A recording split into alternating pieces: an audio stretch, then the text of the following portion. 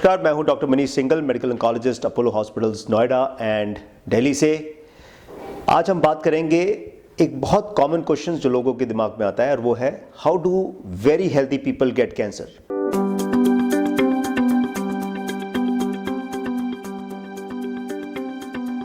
काफ़ी बार देखते हैं कि कुछ सेलिब्रिटीज़ को कैंसर हो गया है। हम काफ़ी बार देखते हैं कुछ स्पोर्ट्स पर्सन जो कि अपने आप को बहुत फिट समझते हैं और फिट होते भी हैं, उन लोगों में कैंसर हो गया है। इतने हेल्दी लाइफस्टाइल और हेल्दी लोगों में कैंसर कैसे हो जाता है, ये बात में कोई भी दो राय नहीं है कि जो लोग अनहेल्दी हैं, अनफिट हैं, ओबीस हैं, मोटे हैं या फिर कुछ हाई रिस्क बिहेवियर्स हैं जैसे कि स्मोकिंग, अल्कोहल लेना, इन लोगों में कैंसर्स ज़्यादा पाए जाते हैं। बट अनफॉर्चुनेटली कुछ हेल्दी लोगों में भी कैंसर्स हो जाते हैं, but definitely the incidence in healthy people is much laser. So it is very important to remain healthy. The bottom line remains that.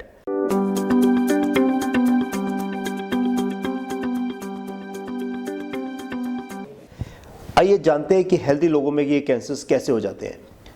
कुछ कारण हैं जो हम समझ नहीं पाते, कुछ कारण है जो हम सोच नहीं पाते, और वो कारण है air pollution is one of the major reasons.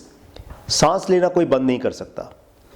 Northern India में इस समय एयर पोल्यूशन की मात्रा बहुत ज़्यादा है और ये एक बहुत बड़ा कारण है बहुत सारे कैंसर्स के लिए। लंग कैंसर उनमें से एक विशेष कैंसर है जो कि एयर पोल्यूशन की वजह से होता है। International academy of research on cancer ने एयर पोल्यूशन को कार्सिनोजन करार दे चुके हैं, यानी कि it is a known carcinogen. That is one thing. Air pollution से नहीं केवल lung cancer but breast cancer, kidney cancers, uterine cancers and many other type of cancers can occur because of air pollution. It is not that only lung cancer occur because of air pollution. जो हम पानी पीते हैं उसके अंदर कितना plastic है, कितना बीपी है, जिसको बिस्फेनॉल ए बोलते हैं, all these things are also very important. आपने कितना प्लास्टिक का यूज़ किया, किस तरह से आपने कितनी healthy diet Lee. So just looking healthy is not remaining healthy. So these are also very important. What type of water you are drinking, how much water you are drinking.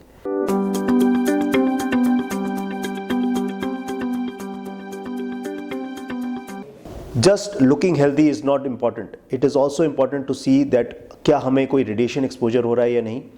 कई बार कुछ ऐसे radiation exposures भी होते हैं जिसकी वजह से cancer हो सकता है. And last not the least is hereditary. Sometimes हमें पता नहीं होता कि क्या फैमिली हिस्ट्री है. हम दूर दरार के लोगों को जान नहीं पाते और लोग आजकल अपनी लाइफ में इतने बिजी होते हैं, हमें पता ही नहीं होता कि हमारी फैमिली हिस्ट्री कितनी इंपॉर्टेंट है. और कैंसर बीइंग अ टैबू, कई बार लोग बताना भी नहीं चाहते कि उनकी फैमिली में किसी को कैंसर है, यानी कि आपके दूर दरार के रिश्तेदारों में कैंसर है. So family history and hereditary can be another very important reason to get cancer.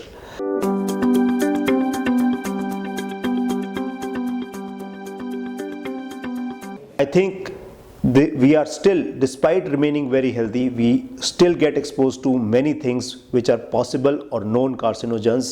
And इसलिए सिर्फ हेल्दी रहने से कई बार ज़रूरी नहीं है कि आपको कैंसर नहीं होगा.